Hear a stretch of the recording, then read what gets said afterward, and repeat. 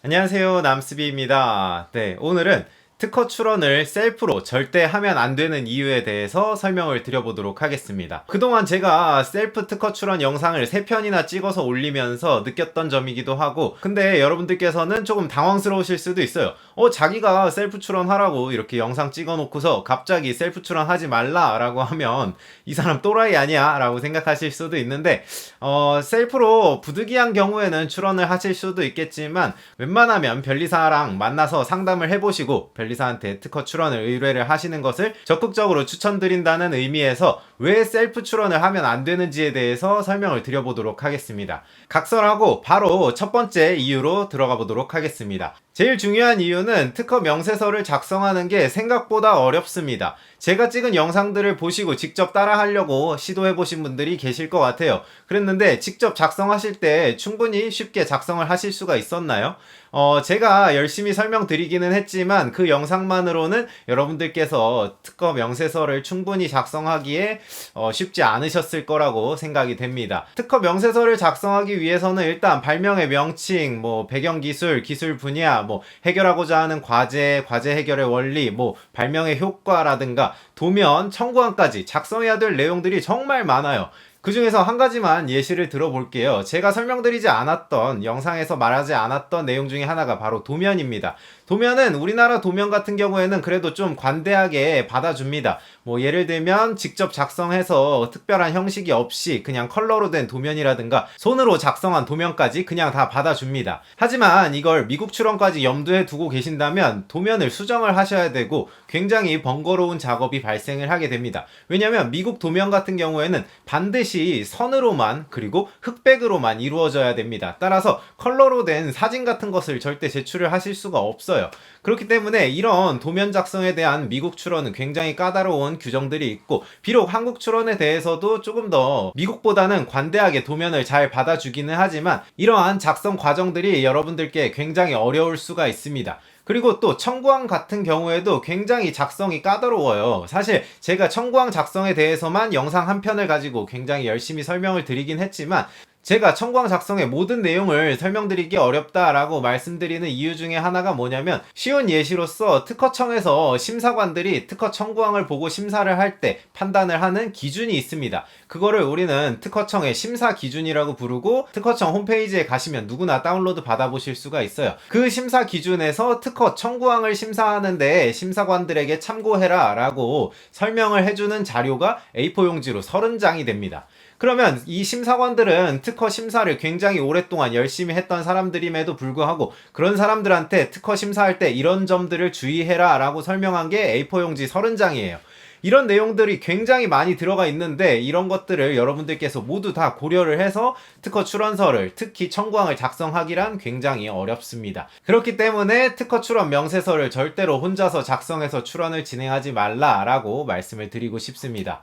자, 그러면 이제 두 번째 이야기로 한번 가보도록 할게요. 두 번째 이야기는, 여러분들 아프면 혹시 어디로 가시나요? 아프면 병원에 가서 의사한테 진료도 받고 처방도 받고 치료도 받고 합니다. 그런데 발명을 하게 되면 여러분들은 당연히 자연스럽게 변리사를 찾아가서 상담도 하고 명세서 작성도 받아서 그걸 가지고 변리사가 직접 특허 출원을 해주는 겁니다.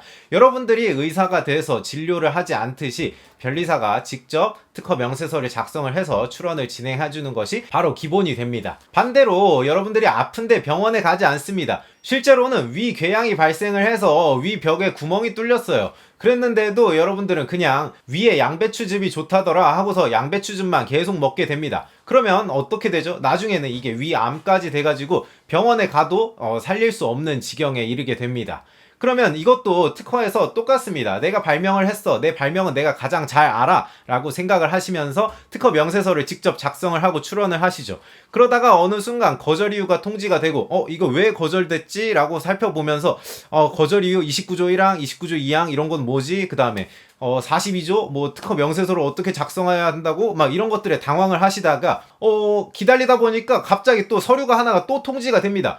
거절 결정서가 이번엔 날아오게 되는 거예요. 거절 이후 통지서에 대응을 하지 않았으니까 당연히 이어서 거절 결정 통지서가 날아오게 됩니다.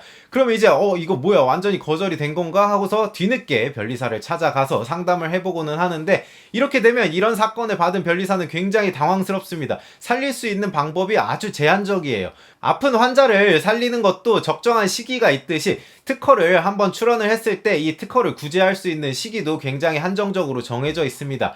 그러다 보니까 여러분들께서는 절대로 직접 출원하지 마시고 발명을 하셨다면 꼭 변리사를 찾아가시는 것을 추천을 드립니다.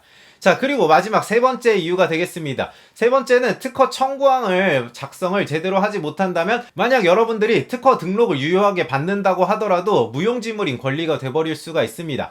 변리사는 특허 청구항을 작성함에 있어서 하루 왼종일 고민을 하면서 어떤 용어를 사용해야 되는지, 어떤 용어는 사용하면 안 되는지, 다른 사람 입장에서 침해자가 어떻게 우리 기술을 회피할 것인지 다양한 방면에서 고려를 한 다음에 특허 청구항을 작성을 하게 됩니다. 그런데 일반인의 입장에서 특허 청구항을 작성을 한다고 한다면 그런 것들을 충분히 고려할 수가 없고 적당히 내가 생각한 범위 내에서만 특허 청구항을 작성을 하게 됩니다.